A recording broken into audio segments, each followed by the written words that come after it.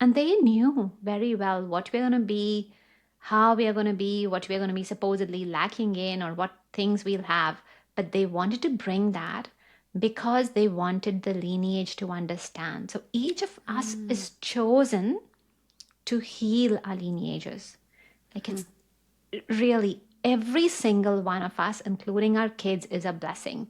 So when we see them as anything less, they're not seeing the full picture. If they're seeing the odd one out, we needed that odd one out. And what you need to ask instead is, what is my child bringing for me?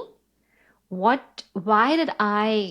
do I have this? And especially wherever you feel like really the big lack, like you feel like, oh, my child's Yeah. not, getting this. My child's perhaps not able to do academics really well, or my child's not able to sit down really well. I want you to start thinking, what part of you really wants that? As in, is it your ego part? Do you want to be like the cool parent who has got the perfect child? What part is it that's wanting that? Like, heal that within yourself. Hi, conscious parents. It's Carrie here, and I am here with a little info about raising our mindful kids.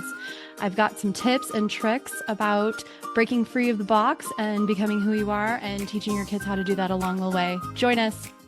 Hi there and welcome back. You guys, I have an amazing guest here today, Kanika Vasudeva, and she is an Akashic Records reader and an energy coach and a parent as well. I'm so excited to connect with you, Kanika. Thank you so much for being here today.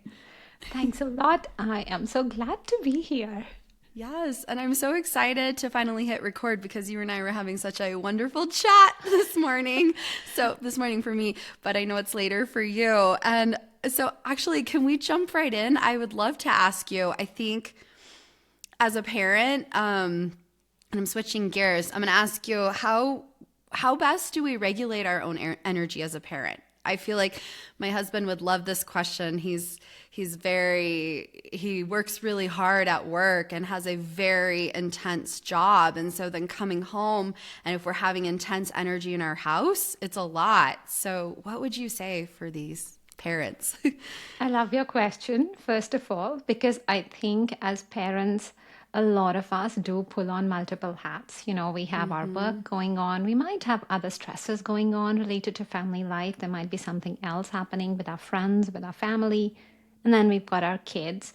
And it's almost like another full-time job having your kids because you want to be present for them, you want to have the energy for them. But there's also you in the background who's getting Mm-hmm. sometimes just overwhelmed, who's actually sometimes getting a lot overworked, especially when your kids are asking you for attention and you've given a full day or you've had a tough thing. Yeah. It's very hard. So, well, I think first of all, just recognizing that is amazing by itself, like knowing that you've got to look after your energy. And Yeah. typically, when I am like that, I'll take a minute or I'll take just a few little breaths if I can, just to collect myself before I can step into that moment. So even just a 1 minute, or if you're doing a pick up, drop off, just taking 2 minutes, listening to something on the car that just helps you relax, that is really good. If it's really, really stressful, even just going to the toilet, Yeah. taking a little break, and just taking that 1 minute just to sit down, just to breathe. Like, breathe, take the breath in, really let it come into you, and then exhale out. Imagine the stress is coming out. If that's all you can do, that's still good enough. It's Mm-hmm. okay.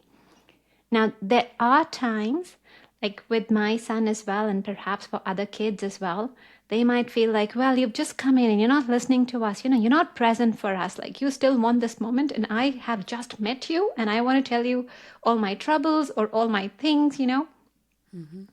And what I've learned to say and tell my kids, and I hope other parents can do as well, is just tell them that, hey, I'm overwhelmed right now and I need to calm myself down.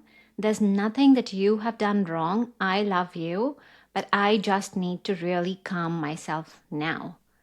And just give me 1 minute, I'll be back. But giving them a time frame, like 1 minute, 2 minutes, I just need to be quiet for 1 minute.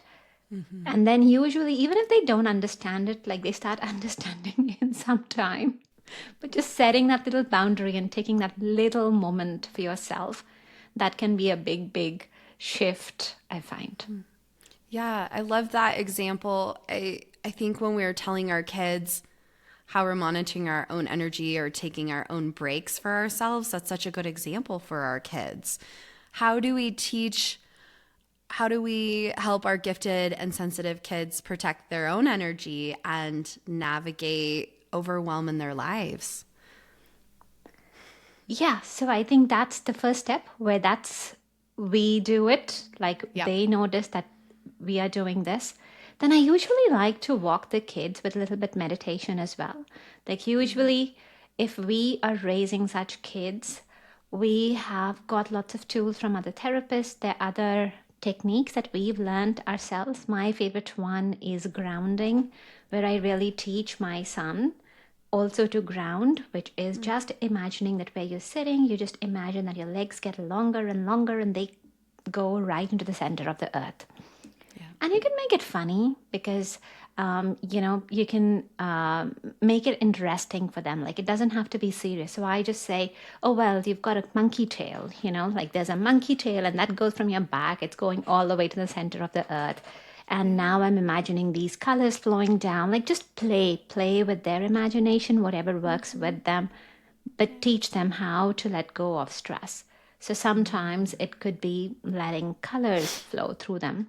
It could be, well, you've got lots of stones, let's throw this person away. This person said something. Let's just throw that into the ground. We don't like that.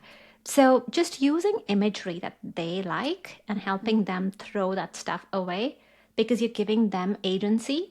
Well, we don't like this, whatever that heaviness is.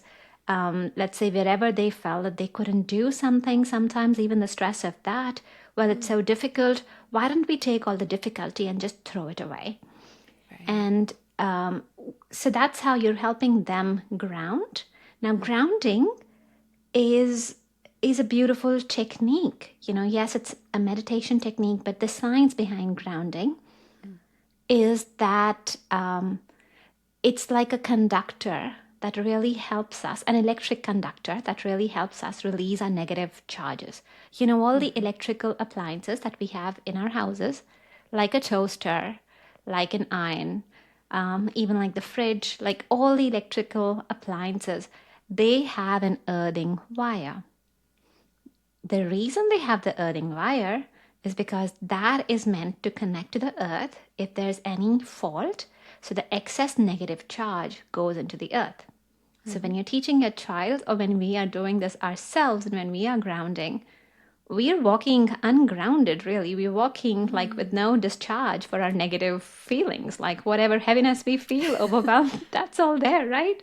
Yeah. So when we ground, when we start teaching them that, we help them with this. And so once you help them ground, a lot of the times I find that that starts shifting, like the body starts easing into it.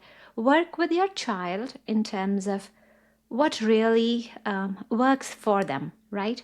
Your child might be very sensory. So you can tell them, so now your shoulders are dropping, or it feels soft. It feels like whatever they are used to, bring those senses into them. If they like smells, well, this is how it feels like. Well, let's see. You can imagine things that they would see. This is how it feels like. But bring those senses to them, whatever they would like. If they're very much into, let's say, unicorns, you can bring those unicorns in, because once we've discharged, we want to fill the space and we want to fill it with something that they would find interesting. So I always connect them to the sun. We always imagine the sunlight pouring with gold sparkles coming in.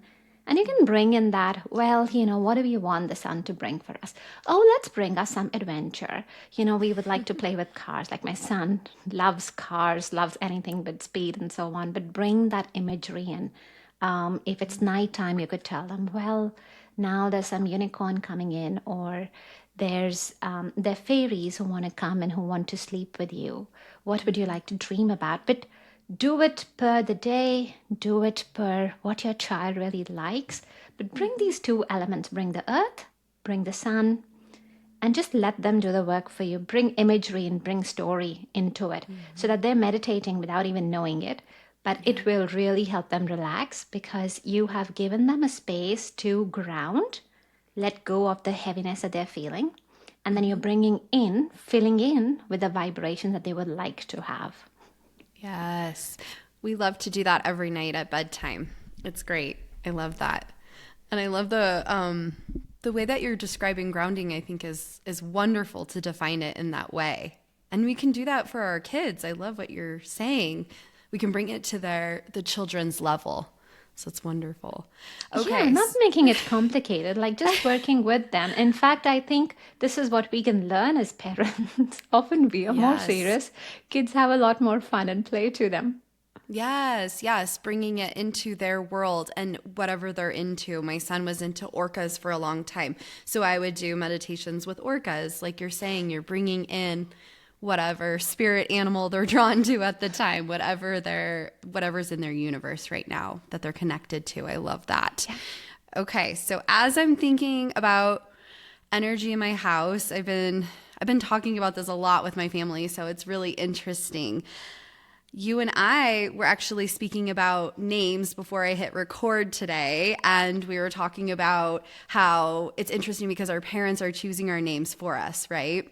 And it was interesting because when I was pregnant, I was telling you when I was pregnant with my kids, I went to a psychic or a medium and I asked, do my kids like these names? And it was really interesting because they were like, yes, they love this name. And this is a name that they probably won't ever change to like a more formal version because I have little nicknames for my kids while they're little. And they said my son will probably keep his nickname his whole time. I'm like, well, that's really cool.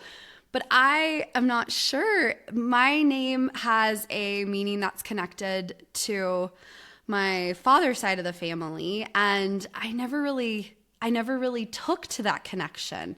So when we give a name, it's interesting. And I was very thoughtful when I named my daughter. She has the same middle name as me. And I thought, is it okay to do this? Because then I'm bringing in pieces of myself to her. But I want her to be her own. What are your thoughts on names and then also like generational emotional patterns that can pass down too? Or how we can work on those? That's two separate questions, but you can choose where you want to start. No, I love that. I love that. I think it's a beautiful thing. And like we were talking about that as well. I have a moon meditation class that I did some time ago, and that one was on owning your name. And all the participants in my class, none of them really liked their name fully. Wow. I believe that there are a lot of us on this planet who sort of have our names, but there's something that we don't like about it.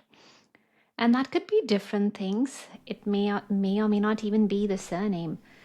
Usually even is the first name. Like if I give my example, right? My name is Kanika. It comes from the Hindi word kanak. Kanak is a small wheat grain, like one grain of wheat in Hindi. And that wheat grain, that name was given because wheat is like the staple diet in North India. And that's like the gold, so to speak, because when you have wheat, you have enough to feed and so on. And so it was that small grain that I was named after. So my name literally is a small part of something big. And I hated that. You're the tiny part. That's hard to take in when you're a kid. Yeah. You want to expand. Like I'm the tiny part of something big. And I'm like, what the? What does that mean? Right. Like, you know, like give me a name, it just means so small. When you're wanting to expand, right? So many children are wanting to expand into their own and grow. Yeah. So when I looked at my name, and it's a common name, by the way, like nothing against, my parents who named me. I don't think that they were thinking like that. Very opposite. But this is what I was taking away, and I did not like feeling small at all. As I've grown up, though, I've started understanding that the name also means I'm a small part of something big, means I'm creating something big. It means that, yes, it starts with a very small, humble beginning, but there are big shifts happening. And I love that because the work that I'm doing, I really want to expand out more and more, touch as many people as I can. So I'm so happy to be a ripple, to cause that ripple effect, like just that little small stone that causes those ripples. I just love that now, but it's taken me time to grow into it. And what's really shifted in between is, I guess, my own understanding. Um, Also, I suppose, when I say ego, it was more how I wanted to feel. How should I explain that? How I wanted to feel like I am important. Mm-hmm. And it's taken understanding my importance with a lot more fullness. It's not that I am not important, but it is that we all have this vast consciousness around us, and we're all little threads connecting into that same thing, that piece of oneness. So we are all like a little part of that. And one Mm-hmm. analogy that I love there is that if I am the human and I just imagine myself, and I imagine myself on this big, massive earth, so I'm like just really tiny in comparison with the earth. If I extrapolate that and start doing that for the solar system, for the universe, like I'm really, really tiny. It's okay. But it's taken time to understand that perspective. I do think that whoever names us in some sense because there is something that they've tuned into. There's some purpose, there's some bigger thing that they're bringing on there. What we do need to do is we just need to get okay, first of all, with that name. Or even if you're wanting to rename ourselves at some point in time, we need to think like, I guess you were very smart. You looked at your kids and you asked their spirits, what is the name you want to have? And then choose something of your liking. Like, otherwise, just changing a name is not changing things for you. There are people who go and add some letters to it or change the name, but you need to like it. You need to know the essence Mm-hmm. and whatever that is and do that. So that's one thing, that if you want to change your name, by all means, okay, but get happy. Accept Yes. your new name first, really resonate with that energy, know what you're going for, and then do that. You'll Mm-hmm. find it a lot easier. There's also karma that we can carry from our lineages, whatever side we get that from. I usually find that every soul comes in from, soul wise, they're either coming in from their dad's side or from their mom's side Hmm. in terms of the ancient, um, well, both mom and dad. So when we're all born, we're taking earth energy, we're taking energy as a soul to incarnate. We're taking for the body energy, we're also taking a part of our mom or a part of our dad, both. Hmm. But there's usually one side that's going to be stronger. This one side which says, well, you should be born here because we want to have the shift in our line, so to speak. This is what you want to bring in. So they're really rooting. They want us there. Both of these lines will usually have one leader, one senior person, so to speak, who's handling sort of like the torch bearer, carrying that Wow. part. So we carry that, and usually the souls will come from one side, which is why it doesn't matter how you are physically close to one parent or so on, but you would find that when you are dreaming, like there's one part of the family which sort of comes more in your dreams again and again. That could be with your name as well, that there's one place that you're bringing that from, especially if you have that. Then there is those generational patterns that Mm-hmm. you also need to work with. You I've had these two sides. Like, I know sometimes people just hate their ancestors. They're like, they're just giving me like my family had to go through, let's say, some wars, or they have a lot of survival stuff in them. I Mm-hmm. guess a lot of our families would have those survival things because that's how humans have evolved to this stage, right? Mm-hmm.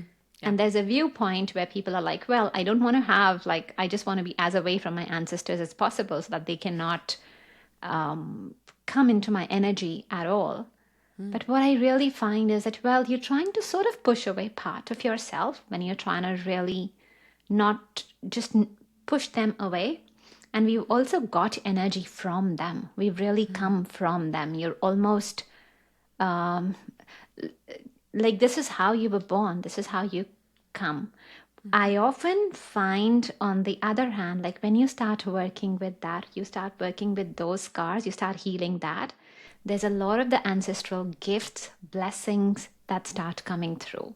And once you become conscious, it's not super hard to clean the ancestral bits that made you. But once you've cleaned that, there's just so much power boost that you get from that because you tap into a lot more. Yeah. You tap into the gifts, you tap into the healing. You've also brought them forward, so you get their blessings as well. Okay. Wow, that's interesting to think about the blessings too. Yeah, because I think we always talk about the trauma piece, but what are the gifts or the blessings that come with it too? So that's Yeah, interesting. because we have our own blessings, like as a soul with the lives that we've incarnated. There might be lives where you've done some similar work before. You've been a priestess, or you've had some spiritual gifts, or you've led big places and so on. But imagine if you could also tap into the ancestral gifts that you had. Then life becomes a Mm, lot easier. Like it's always good to have this big team with you. The bigger, the better, yeah. right? Yeah. So you could fight them and you could go, okay, I don't want to see them at all. But Mm-hmm. hang on, they've also helped you come into the world. So if you could just do that little work, because often for them, they're just waiting that there's certain things that they wanted to learn. And that's why they've got you, because they wanted you to be here so that they could see an example. They actually want to support you, but they're just feeling hurt somewhere. They just need that hurt to be tended to. Once you can do that, then you can start tapping into their gifts as well. Like some of your ancestors might be very good with money. Some of your ancestors might have very ancient plant wisdom that you will suddenly start unlocking. Mm. Some of them might be very good with animals. Those, and you'll start feeling like those downloads start coming into you just because you've healed that part and now you have access to that pool of knowledge. Wow, that's beautiful. I love that. I'm thinking in my mind as we're talking about the idea of them bringing in the spirit into this life. What are your thoughts on the kids being born today that are coming either so connected? Sometimes they have labels. In the US, we like to label them a lot with, neurodiverse labels. What are your thoughts on this that's going on? Yeah. Yeah. Thanks for asking the question as Mm-hmm. well, because I think it would really help a lot of the parents Mm-hmm. too. Yeah. Um, Parents of sensitive kids, parents of kids with any sort of special needs. Mm-hmm. Um, so, in our lives on earth, we all will gather karma. And karma, so before I go into this question, I really need to Sure. talk about karma. Yes. Um, so, karma and that explanation might be a little bit different to what you've been taught before, what you've learned before. So, just bear with me while I'm sharing this. So, karma to me is a lot around learning. It's not around like tit for tat. It's not like one person murdered someone in one lifetime, so then this lifetime they should get murdered. Because if that was the case, if just absolute that equality was the case, then the murdering would never stop because That'd one be a person's lot. murdered. Ooh. Then then someone else has to murder them, and life on earth would not evolve, right? Mm. Hmm. Yes. So, in my opinion, karma is more this concept so that we all understand, we all evolve as human Hmm. beings. Yes. The other thing we would hear is, oh, Earth is on the 3D dimension right now. We want to go to 5D, which is more harmonious, which is more connected. So we have this concept of karma. Now, how does karma really happen? Like, when do I get the bad points? When do I get the right points? For the soul, there's nothing is good or bad. But again, I still need to learn. Let's say I've taken something from someone, I've snatched a lot of money from someone. I need to be, learning how to not do that and how to have more harmony. I need to see the effects of it, right? So it's all based on when was I able to make those decisions? When was I able to understand that this is what I'm doing? And then this is the output of that. So to say, like, like let's say if a kid is 2 years old and the 2 year old is like, maybe sometimes even pulling their mom's hair or so on, Hmm. would you give that child karma for that? Like, that child doesn't know. Like, it's just a Yeah. normal, that they're just growing up, right? So the karmic points, or how it works is in the sense of, well, when are you understanding what is really happening? And then how are you doing things? Correct. So now if we look at these kids and we look at, well, what's happening for them, if you see, it's actually a far more easier experience for the soul, because there are these lives where they can come in, a life where they can actually understand for a lot more, they can do things for a lot more. But it's more or less, they don't get the bad karma points because they're taking longer to understand because they don't have that agency. The truth is that there is a lot of competition for bodies, for souls to incarnate on earth. There's a lot of competition.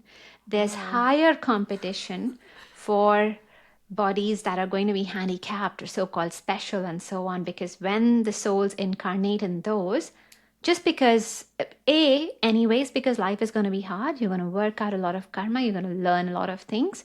Two, you're not karmically, you're not going to have as many bad points anyway, whereas you get to clean a lot of the karma. So a lot of times when souls are incarnating in this, they tend to be the karmic souls, like there is a lot that they want to work through, and then there's a lot that they're carrying with them, and typically their caregivers will also have some sort of thing to learn from them. But it's not like, hey, everything is just karmic and everything is like, now you're just doomed because this is this life. It's not that. You're learning in the process as well. There's a lot that these kids, special kids, are teaching us. Sometimes we need to slow down. We need to have the patience. They teach us so much unconditional love. There's so much tapped into consciousness. They're actually teaching us all of those things, like just being connected to the consciousness. I guess a lot of us become the more conscious parents, awakened parents, because of our kids, because they force us to see that. Oh, yeah.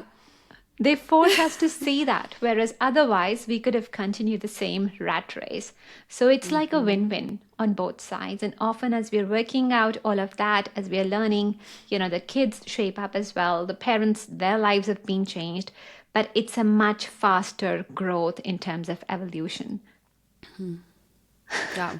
Wow. Yeah, that's a lot to think about. And I don't know, when you're raising these kids, I don't know how you do it without becoming conscious, because I feel like the more, if you turn away from the conscious pieces, if you turn away and you try to continue down that same path, the louder and more resistant the kids become. Oh, yeah. From my experience. That too. And I think just the whole system is so, like it puts you down so much. Like when you have kids like that, whatever, you go to the therapist, you go to the school, you go to so on, like you just never get good news. It's just one thing after the other, after the other. And you're like, okay, I get it. But like, somebody tell me like something's better here. Something's going to be okay, that I'm doing fine. So it's almost like we hit into that wall, and it's just such a different journey. I guess even a lot parent groups, everybody has their own journey with their kid, and often there's still a sense of isolation, because what you're experiencing with your child in your family dynamic, that can be very different to what other parents are feeling. Maybe a little bit similar, but it can be a lot more different. So we have to tune into other things. We have to ask for help. But I think that is the beautiful thing. That is the beauty. These kids are the ones, they're so special because they're going to show us so much light. I often think of other dyslexic kids or other special kids in the world, like Steve Jobs. Thank God he was dyslexic. Thank God for that. Because if he wasn't, our world would be so different. And yet when he was growing up, I'm sure his parents were told all the time that there was a problem with him, and he doesn't know how to write, and how that is so problematic and so on. You look at the world's geniuses and look at how when they were growing up, they were somehow out of character. but it's Yes. out of character because they don't fit into the mold that we understand on earth. It's a very simple 3D plane in general. We have a few labels like this is normal, you're outside it. We don't really understand what to do with you, so we will give you a special label and we will say that, there's something lacking with you because I cannot understand what you've got to offer. Really.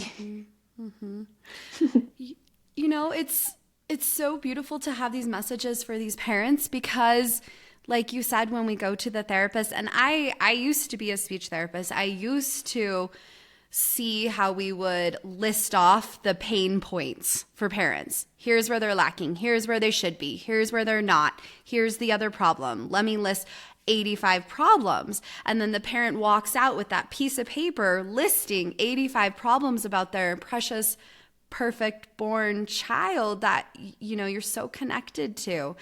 And it's beautiful that we're now seeing these spiritual connections and having that to tune into as parents, because it gives us that hope that we need, and it gives us that connection with ourselves and that connection with our kids that we need in raising these kids right now. So Yeah, and here's this message that I've got to give to all the parents here, that if you've got these kids, the world labels it, let's say, as a weakness or labels it in whatever form it wants to, because it does not understand. If the whole world was made of yes. the same people, Yeah. we would not have anyone looking at things differently. Like the very points that right now are weaknesses, they're going to be blessings in some sense. These kids come to work off something really special. And Yes. the other way to think of it is that they hit the ground running. Like they come in charged with, well, this is what I've got to do. This is what I've got to learn. I've got to learn empathy. I want to understand lack myself. I want to lack certain things so that I can really understand empathy, that I can really get along and understand what is someone else's pain. Like think of the big hearts that these kids have. Think of the resilience these kids have, because they've got to do a couple of things again and again, like compared to other kids who can probably go out, play, like do the normal things and they don't have to struggle as much. These kids grow up having a lot of challenges, and that Yeah. makes them very resilient. That makes them far more sensitive beyond what words or teachers could teach or books could teach, but they just end up with a lot more depth. And we need that. We need that to shift the world into a space where there's a lot more unity, where there's a lot more harmony. Also, these kids are tremendously gifted in the sense that they are more tuned into their consciousness. Um, I guess as parents, if we could probably not worry about it too much and we could just trust, we could trust in their fullness more, then we'll start seeing that they're actually more amazing. I used to get really, really worried with my son a lot of times because I would get like, this is lacking, like you said, Yes. lists and so on, right? Yeah. Yeah. I would get a lot of that. And for a while, every time I would get that, I would look at my so called perfect child and suddenly he would seem very imperfect because I would notice, Yes. Yes. I would look through the same labels and go, yep, that is not like other kids. No, that's not like other kids. And you do that. And Yeah. then what I have actually done in that moment is that the world was seeing him through his lack, and I'm also seeing him through his lack. And so after a while, I said, you know what? Not doing this anymore. Put Because it I don't. away. Yes. Put it away. Put it in a Yeah. drawer. Yeah. Yeah. Like, I'm not going to do that torture for him. I'm not going to do that torture for him because Yeah. there's brilliance that he brings, and I'm just going to Yeah. notice the brilliance instead. But it's different once you start noticing the brilliance. It's really different, because you start seeing that the amazing senses they have, you start seeing. If I go back to our birth story, and if I go back to, we all came from our mother's line or our father's line, like the line that really wanted us to grow and evolve and develop, we were chosen. Every single one of us was chosen, both sides. As we chose our parents, we chose the body where we will come in. The same way that we were also chosen on the other side, like our lineages chose us as well. And they knew very well what we're going to be, how we are going to be, what we're going to be supposedly lacking in, or what things we'll have. But they wanted to bring that because they wanted the lineage to understand. So each of us is chosen to heal our lineages. Like it's really every single one of us, including our kids, is a blessing. So when we see them as anything less, we're not seeing the full picture. If they're seeing the odd one out, we needed that odd one out. And what you need to ask instead is, what is my child bringing for me? Why do I have this? And especially wherever you feel like really the big lack, like you feel like, oh, my child's not, getting this. My child's perhaps not able to do academics really well, or my child's not able to sit down really well. I want you to start thinking, what part of you really wants that? As in, is it your ego part? Do you want to be like the cool parent who has got the perfect child? What part is it that's wanting that? Like, heal that within yourself. Yes. Why are you wanting that? Like, really understand that. Is there some part of you that wants to feel seen, understood, because you fit in with everyone? Are you fighting that? What is it? Accept that bit. You'll already start seeing the things shift. It's not even your child. The first step is you'll start feeling the shift when you start healing yourself. Then look at your child and then go, okay, why? And a lot of these parents would be very intuitive as well. So start tuning into, why is your child this way? Why is he or she, why do they have this challenge? From a learning perspective, as a soul, what is it that they want to learn? And then understand that a little bit more. Once you understand that, it'll give you a lot more peace. Because for my son, for example, I understood that he just wanted to experience good amount of lack so that he could be a lot more empathetic. He once, funny enough, like he had a speech delay, and whenever I look at him, he's always giving a big speech, like to a big audience, which, if I was to look at it, I would go like, my bet would not be on that side ever. Yeah. Just because of how I'm seeing him grow up in the physical world, right? But he wants to do that. He really wants to touch as many people as he can, but it's in a very sensitive way, like understanding everyone and really speaking to their hearts. And to be able to do that, he needs to understand the lack. He needs to feel that himself so that he's really able to serve his purpose as best as he can. Once you start doing that, once you get that picture, a lot of the stress, worry that we can carry as parents, that gets dissolved. It's so spot on. Thank you so much for sharing the story of what you're seeing and visualizing for your son. I think it's so magical to think about the shift that he is possibly going through and going to evolve into in this life. And it's interesting what you were talking about, reflecting back on ourselves as parents. My husband and I recently were reflecting. Our son is turning 10, and we feel like he has this piece of trying to be perfect to fit in, because he's very sensitive and very aware of everybody else's energy and everybody else's ideas of him. And my husband and I noticed we were watching a video of when our son, and we were watching with both of our kids. We like to watch these little year-long movies that we call them from different eras. And we were watching when he was little, and he was so fun and vivacious and just being his own spirit when he was 4 years old. And my daughter said, buddy, like, why, how come you don't act like that? Like, you don't live like that as much now. You were so much fun before you cared about being cool. And it was really interesting because my husband and I, we were wondering, why did he do that? Why did he shift? Why did he try to be like everybody else and not be himself? When at the same exact weekend, the same exact time, my husband and I are also going through our own shifts of not caring what people around us think about our family, about our parenting, about our spirituality, about being who we truly are. So it's so interesting to watch my husband and I breaking free of society's box of expectations, of neurotypical box of expectations of how we're supposed to work in a family or in society. So we're watching this shift in ourselves, and then we're also encouraging our son to be himself and talking about true friendship, what true friendship looks like, and accepting people for who they are.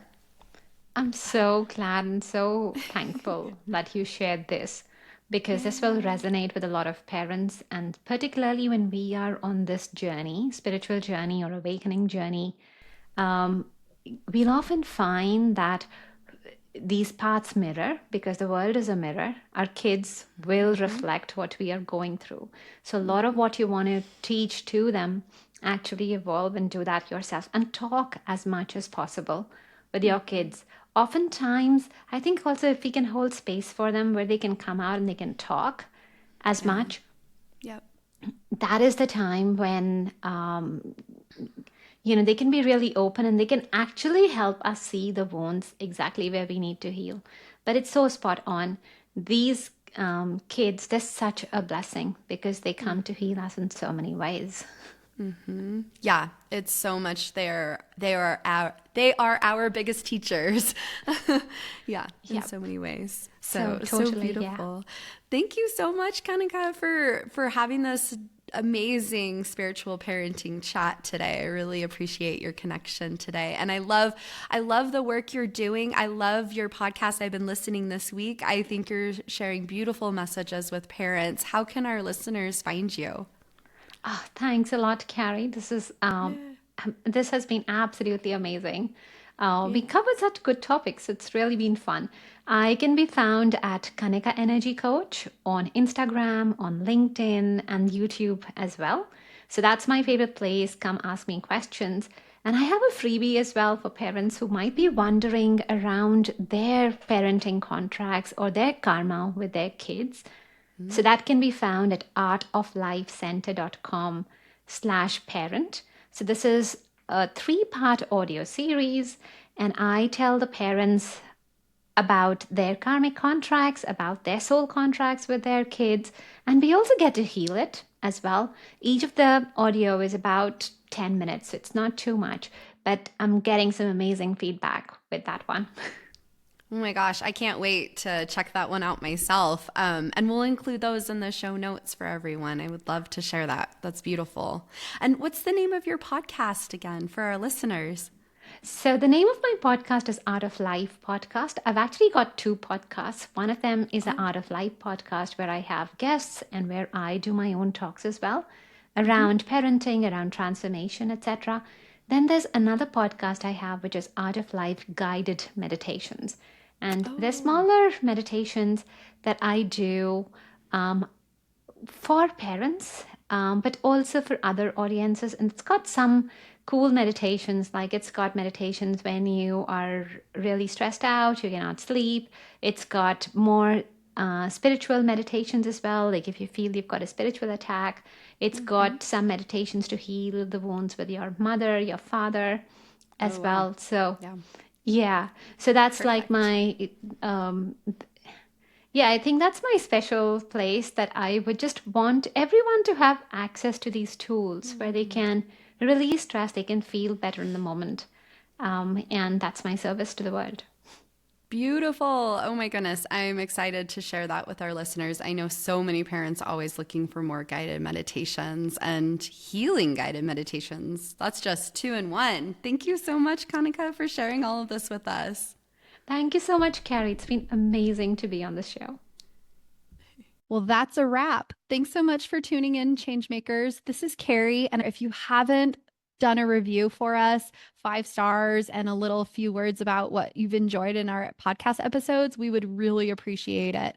If you guys would like to ever message me, I would love any questions you have or any feedback at info@hearttoheartlife.com. We also have a brand new website, which we're super excited to share. It's hearttoheartlife.com. Thanks so much for tuning in and Happy life, happy times, changemaker families. Bye. Please remember that the information shared on this podcast is educational in nature and does not constitute licensed mental health advice. If you need such advice, you should speak with a licensed professional about your unique situation.